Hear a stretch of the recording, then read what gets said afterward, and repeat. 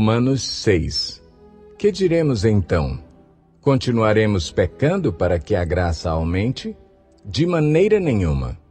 Nós, os que morremos para o pecado, como podemos continuar vivendo nele? Ou vocês não sabem que todos nós, que fomos batizados em Cristo Jesus, fomos batizados em sua morte? Portanto, fomos sepultados com ele na morte por meio do batismo, a fim de que, assim como Cristo foi ressuscitado dos mortos mediante a glória do Pai, também nós vivamos uma vida nova. Se dessa forma fomos unidos a ele na semelhança da sua morte, certamente o seremos também na semelhança da sua ressurreição. Pois sabemos que o nosso velho homem foi crucificado com ele, para que o corpo do pecado seja destruído e não mais sejamos escravos do pecado, pois quem morreu foi justificado do pecado. Ora, se morremos com Cristo, cremos que também com ele viveremos.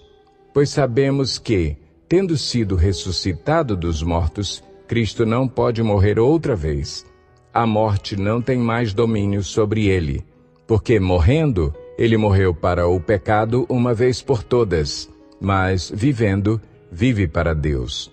Da mesma forma, considerem-se mortos para o pecado, mas vivos para Deus em Cristo Jesus. Portanto, não permitam que o pecado continue dominando os seus corpos mortais, fazendo que vocês obedeçam aos seus desejos. Não ofereçam os membros do corpo de vocês ao pecado como instrumentos de injustiça. Antes, ofereçam-se a Deus como quem voltou da morte para a vida, e ofereçam os membros do corpo de vocês a Ele como instrumentos de justiça. Pois o pecado não os dominará, porque vocês não estão debaixo da lei, mas debaixo da graça. E então, vamos pecar porque não estamos debaixo da lei, mas debaixo da graça? De maneira nenhuma. Não sabem que, quando vocês se oferecem a alguém para lhe obedecer como escravos, tornam-se escravos daquele a quem obedecem, escravos do pecado que leva à morte ou da obediência que leva à justiça? Mas, graças a Deus, porque embora vocês tenham sido escravos do pecado, passaram a obedecer de coração à forma de ensino que lhes foi transmitida. Vocês foram libertados do pecado e tornaram-se escravos da justiça. Falo isso em termos humanos por causa das suas limitações humanas.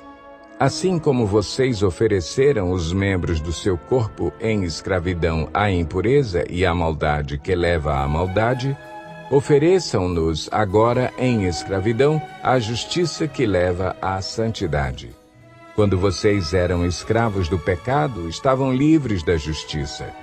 Que fruto colheram, então, das coisas das quais agora vocês se envergonham? O fim delas é a morte.